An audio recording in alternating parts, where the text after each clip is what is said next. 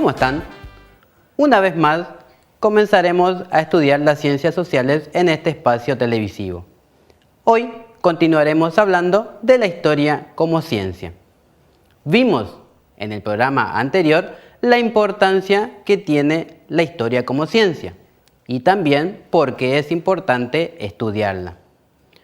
Vimos que la historia es una ciencia que ya desde las culturas antiguas se planteaba como un tema importante.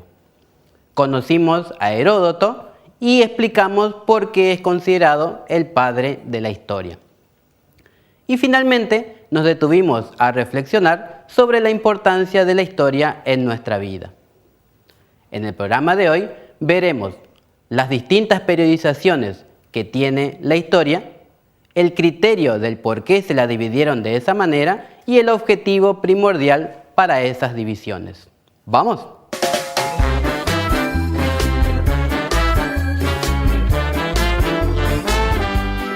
Se conoce como periodización al campo de las ciencias sociales que trata de dividir a la historia u otro conocimiento científico en distintas etapas o partes, tratando siempre de que esas etapas o partes se complementen entre sí y sean diferentes a otras etapas.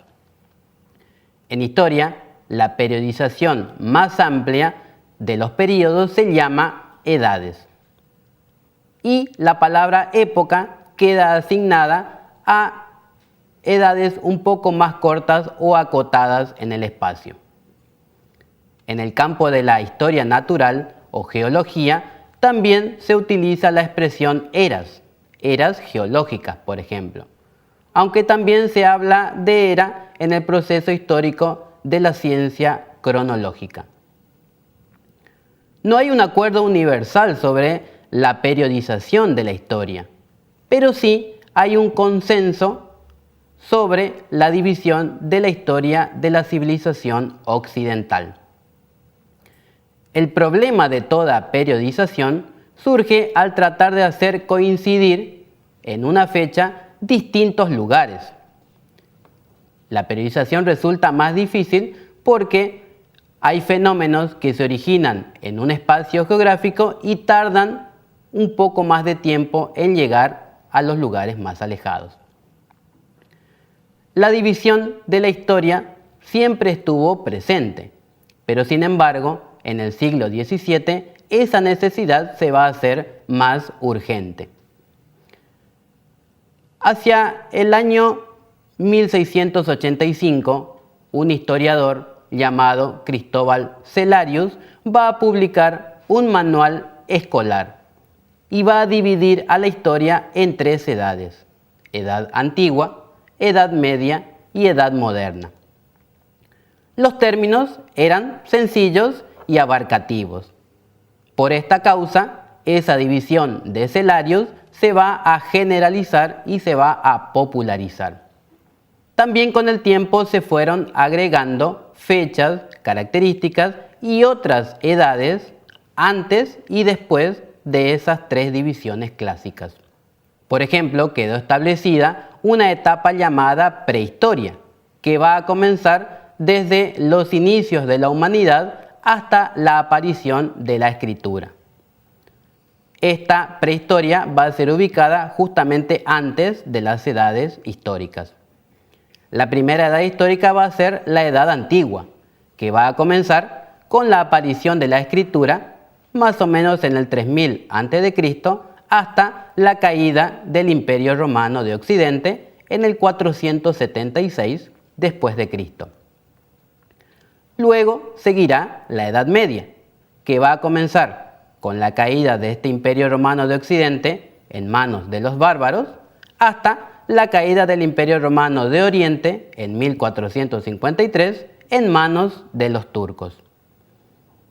Luego va a seguir la Edad Moderna, que puede comenzar en 1453, como dijimos, con la toma de Constantinopla por los turcos, o también puede comenzar en el año 1492 con la llegada de Colón a América. Esta Edad Moderna puede tener incluso hasta 3 fechas de finalización: 1776, que es la independencia de Estados Unidos, 1750, que son los inicios de la Revolución Industrial, o 1789, año en que se produce la Revolución Francesa. A partir de estas tres fechas, comienza la Edad Contemporánea, que tradicionalmente se mantiene hasta nuestros días.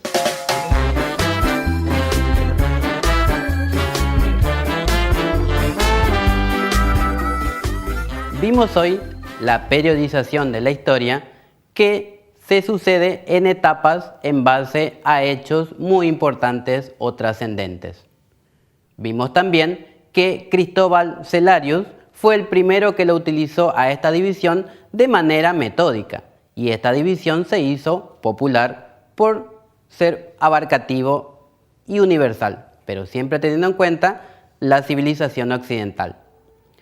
Planteamos también por esa causa las dificultades que se pueden presentar al querer abarcar en una edad un territorio mucho más extenso que, por ejemplo, la Europa occidental.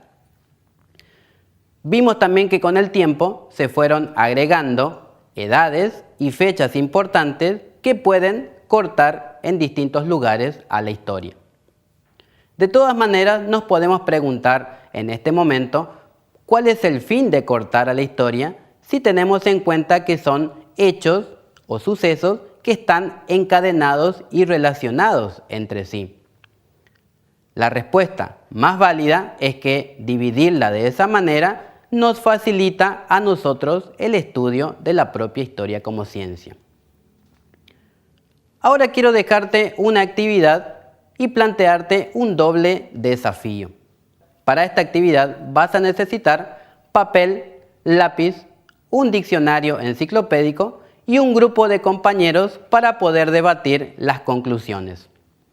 Te propongo que investigues una serie de hechos que tal vez pueden hacerse merecedores de cortar a la historia y terminar la edad contemporánea y a su vez iniciar una nueva edad.